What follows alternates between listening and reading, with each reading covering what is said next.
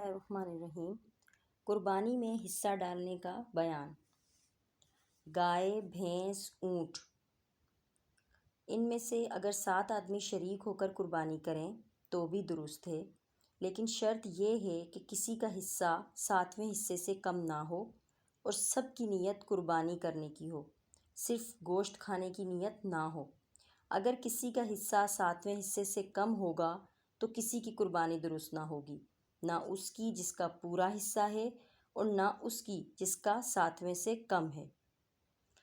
اگر گائے میں 7 آدمیوں سے کم لوگ شریک ہوئے، جیسے 5 آدمی شریک ہوئے یا 6 آدمی شریک ہوئے، اور کسی کا حصہ 7ویں حصے سے کم نہیں، تب بھی سب کی قربانی درست ہے، اور اگر 8 آدمی شریک ہو گئے تو کسی کی قربانی صحیح نہیں ہوئی۔ قربانی کے لیے کسی نے گائے خریدی اور خریدتے وقت یہ نیت کی کہ اگر کوئی اور مل گیا تو اس کو بھی گائے میں شریک کر لیں گے اور ساجے میں قربانی کریں گے۔ اس کے بعد کچھ اور لوگ اس گائے میں شریک ہو گئے تو یہ درست ہے۔ اور اسی طریقے سے اگر خریدتے وقت اس کی نیت شریک کرنے کی نہ تھی، بلکہ پوری گائے اپنی طرف سے قربانی کرنے کا ارادہ تھا، تو اب اس میں کسی اور کا شریک ہونا بہتر تو نہیں ہے، لیکن اگر کسی کو شریک کر لیا تو دیکھنا چاہیے کہ جس نے شریک کیا ہے وہ امیر ہے کہ اس پر قربانی واجب ہے یا غریب ہے۔ جس پر قربانی واجب نہیں، اگر امیر ہے تو درست ہے اور اگر غریب ہے تو درست نہیں۔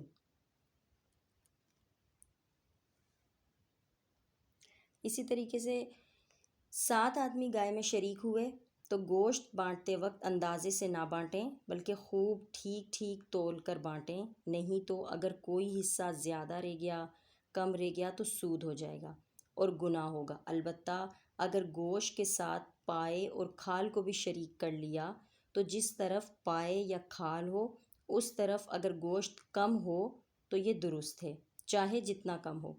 جس طرف گوشت زیادہ تھا اس طرف پائے شریک کیے تو بھی سود ہو گیا اور گناہ ہوا۔